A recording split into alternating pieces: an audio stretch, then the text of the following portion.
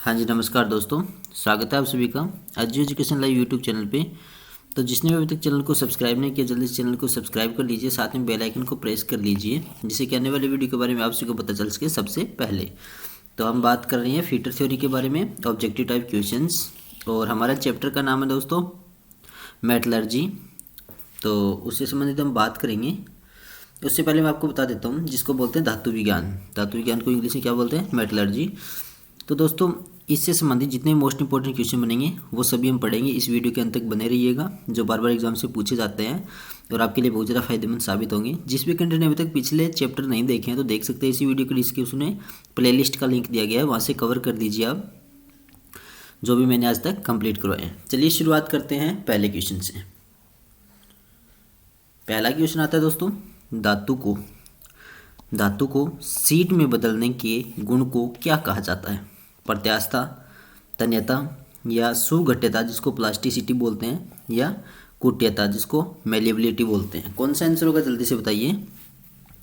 धातु को सीट में बदलने के गुण को, यानी कोई भी धातु है उसको पीट कर हम सीट बनाते हैं या चादर बनाते हैं, तो उसे क्या बोला जाता है?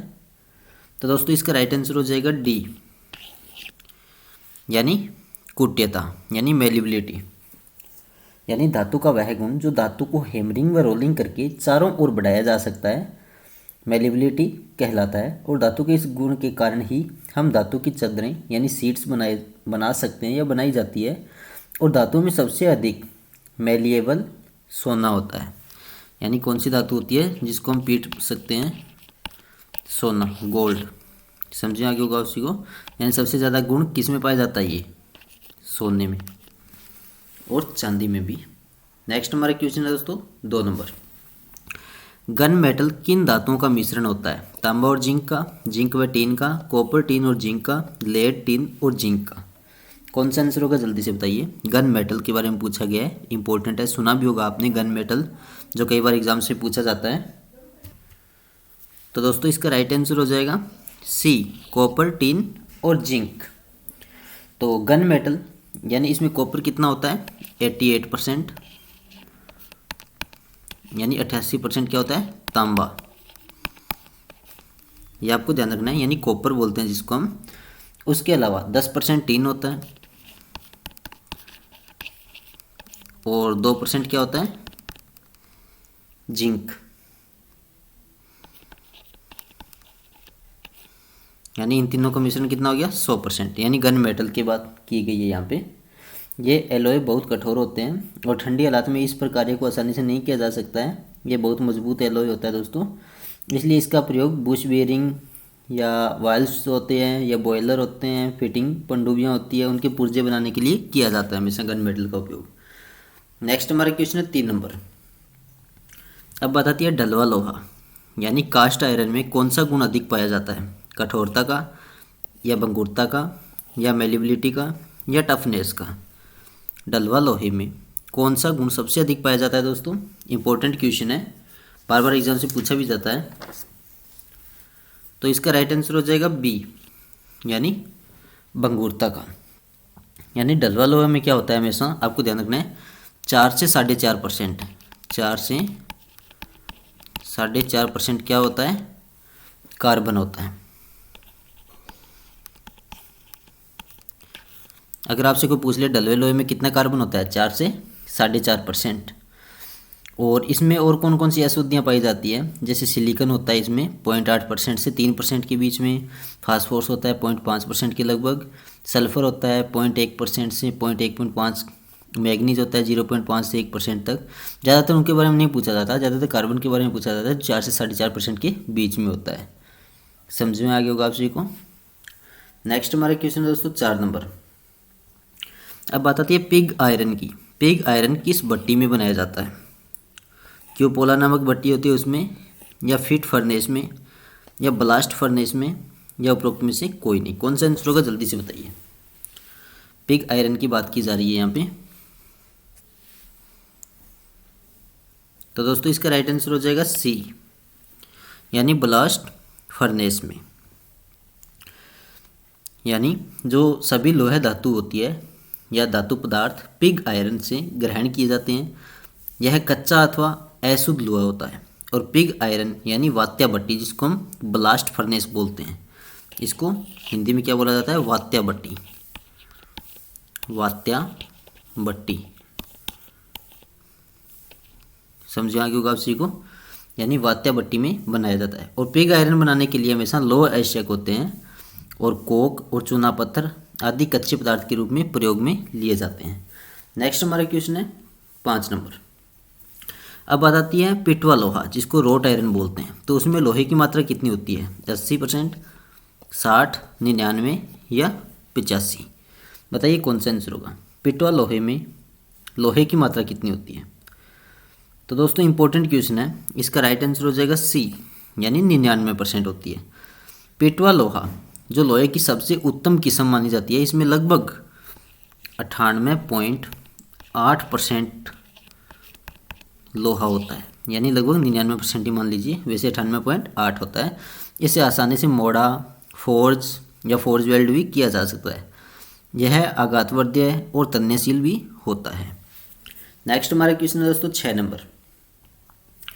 अब बात आती है उच्च कार्बन इस्पात की, हाई कार्बन स्टील। तो उसमें कार्बन की प्रतिशत मात्रा कितनी होती है दोस्तों, जल्दी से बताइए, जिसको भी पता है। उच्च कार्बन इस्पात में कार्बन की प्रतिशत मात्रा कितनी होती है? 0.6 से 1%, 0.35 से 0.6%, 0.8 से 1.5% या उपरोक्त में से कोई नहीं। तो दोस्तों इसका राइट आंसर हो जाएगा सी।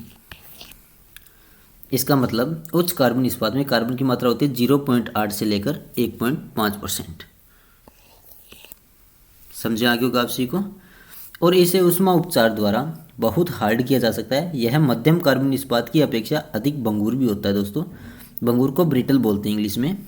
और उच्च कार्बन स्टील के बने औजार होते हैं, वो ज़्यादा गति पर कटाई नहीं कर सकते हैं, ये भी नोट कर लेना। नेक्स्ट हमारा क्वेश्चन है 7 नंबर। अब बात आती है इस्पात की, यानी स्टील किस प्रक्रम द्वारा बनाया जाता है? बेसेमर प्रक्रम यानी बेसेमर प्रोसेस, या ओपन हार्थ प्रोसेस, या इलेक्ट्रिक प्रोसेस, या उपरोक्त सभी? कौन सा आंसर होगा, जल्दी से बताइए। इस्पात किस प्रक्रम के द्वारा बनाया जाता है? तो दोस्तों इसका राइट आंसर हो जाएगा डी, यानी उपरोक्त सभी। तो इसका मतलब बेसेमर प्रोसेस भी हो गया, उसके अलावा इलेक्ट्रिक प्रोसेस भी हो गया, सी वाला।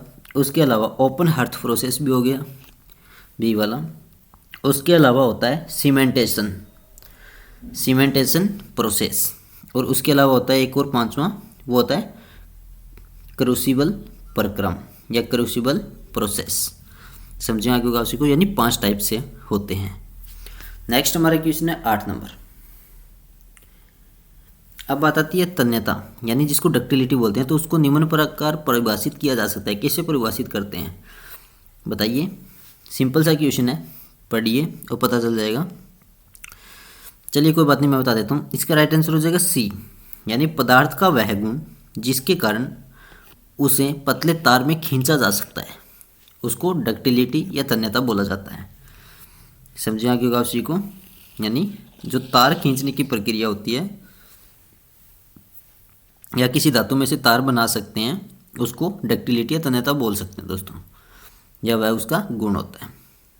और चद्र बनाने वाला आघातवर्धितना होता है, ये भी आपको ध्यान रखना है। नेक्स्ट हमारा क्वेश्चन है 9 नंबर। अब बात आती है बेबिट मेटल, यानी बेबिट धातु में निम्न तत्व होते हैं। कौन कौन से तत्व होते हैं? टिन, कॉपर, एल्यूमिनियम और लेड। टिन, कॉपर, लेड और एंटीमनी। टिन, कॉपर, लेड और एल्यूमिनियम, या उपरोक्त में से कोई नहीं। कौन सा आंसर होगा? ये मोस्ट इंपॉर्टेंट क्वेश्चन है, रट लेना इसको। बेबिट धातु की बात की गई है यहाँ पे, तो उसमें कौन कौन से तत्व होते हैं? तो दोस्तों इसका राइट आंसर हो जाएगा बी। इसका मतलब इसमें कौन कौन से होते हैं? टिन हो गया, कॉपर हो गया, लेड हो गया और एंटीमनी हो गया, यानी 4 पदार्थ होते हैं। और एक और ध्यान रखना है, यानी टिन बेस सफ़ेद मेटल को बेबिट धातु बोला जाता है। और इसमें क्या होता है? 80 से 85% टिन होता है, 80 से लेकर 85% क्या होता है? टिन होता है, ये भी नोट कर लेना। और 10% एंटीमनी होता है इसमें।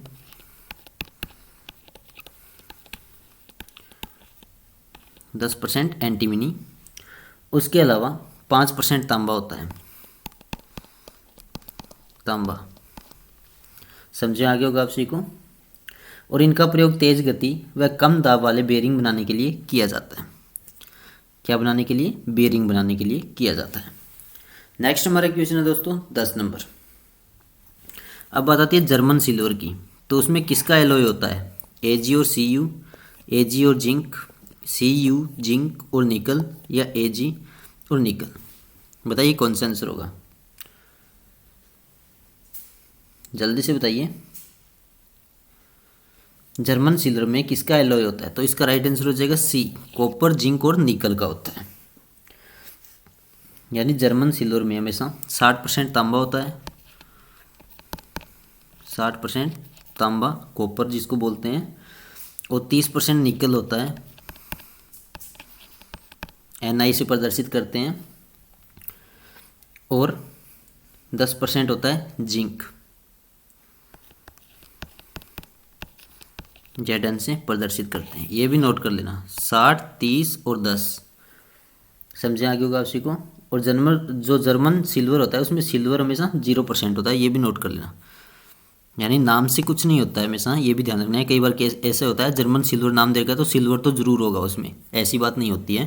यानी सिल्वर 0% होता है इसमें, जिसको Ag से प्रदर्शित किया जाता है। नेक्स्ट हमारा क्वेश्चन है 11 नंबर।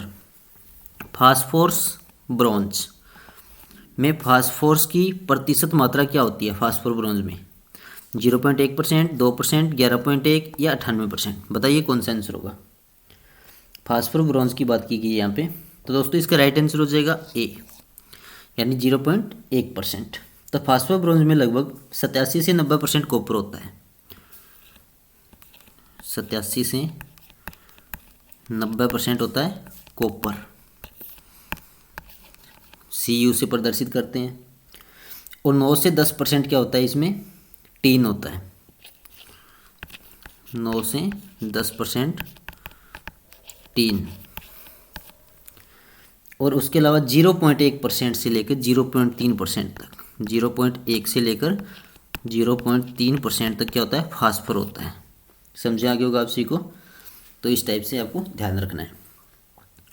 अब बात आती है उच्च चाल इस्पात मुख्य रूप से आधारित होते हैं क्रोमियम पर, कोबाल्ट, वेनेडियम या टंगस्टन? बताइए कौन सा आंसर होगा।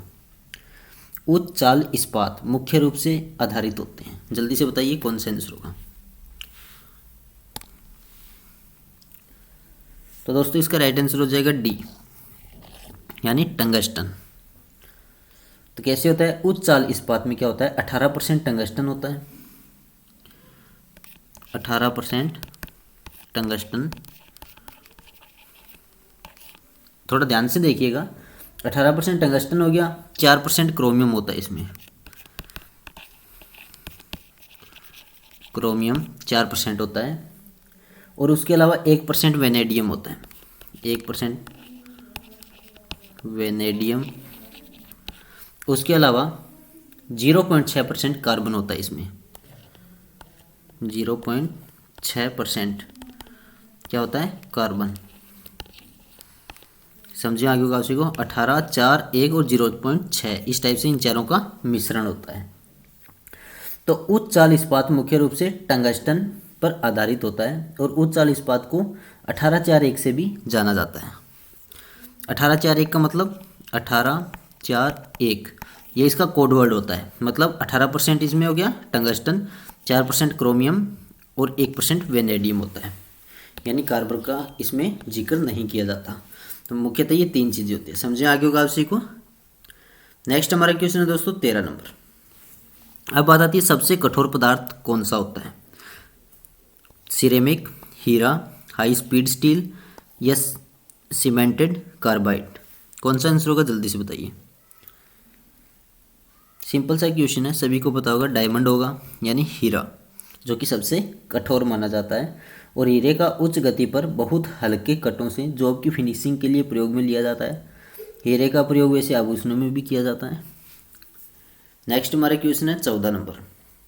अब बात आती है माइल्ड स्टील की।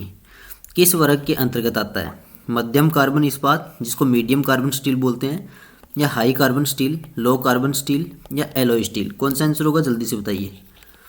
ये मोस्ट इंपॉर्टेंट क्वेश्चन है, टाइप करके बता दीजिए जिसको भी आंसर पता है। मृदु इस्पात यानी माइल्ड स्टील किस वर्ग के अंतर्गत आता है? तो दोस्तों इसका राइट आंसर हो जाएगा सी, निम्न कार्बन इस्पात के अंतर्गत आता है।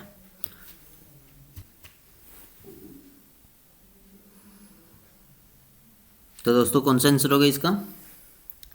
तो इसका राइट आंसर हो जाएगा सी, यानी निम्न कार्बन इस्पात। इसके बारे में थोड़ा सा बता देता हूँ। निम्न कार्बन इस्पात में क्या होता है, कार्बन की मात्रा होती है 0.15% से लेकर 0.45%, यानी 0.15 से लेकर 0.45% किसकी मात्रा होती है, कार्बन की मात्रा। समझें आगे होगा उसी को। निम्न कार्बन इस्पात के अंतर्गत मृदु इस्पात आता है, और मृदु इस्पात में क्या होता है 0.15 से 0.30% तक कार्बन की मात्रा होती है, ये आपको ध्यान रखना है। नेक्स्ट हमारा क्वेश्चन है दोस्तों 15 नंबर। निम्नलिखित में से सबसे अधिक मेलिबिलिटी कौन रखता है, लेड, पिटवा लोहा, ब्रास या कॉपर? जल्दी से बताइए इसका आंसर कौन सा होगा। निम्नलिखित में से सबसे अधिक मेलिबिलिटी कौन रखता है?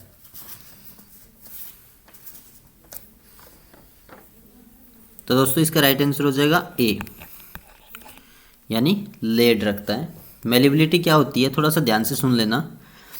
यह धातु का वह गुण है जिसमें ठंडी धातु को हैमरिंग व रोलिंग करके चारों ओर बढ़ाया जा सकता है, और धातु के इस गुण के कारण ही हम धातु की चादरें या सीट्स बना सकते हैं। सीसा होता है वो कम तन्य परंतु अधिक मेलेबल धातु होती है, सीसा यानी लेड। समझे आगे होगा उसी को, जिसको बैटरी के अंदर प्लेटिंग बनाने के काम में आता है। समझे आगे होगा उसी को, ये मोस्ट इंपॉर्टेंट क्वेश्चन है।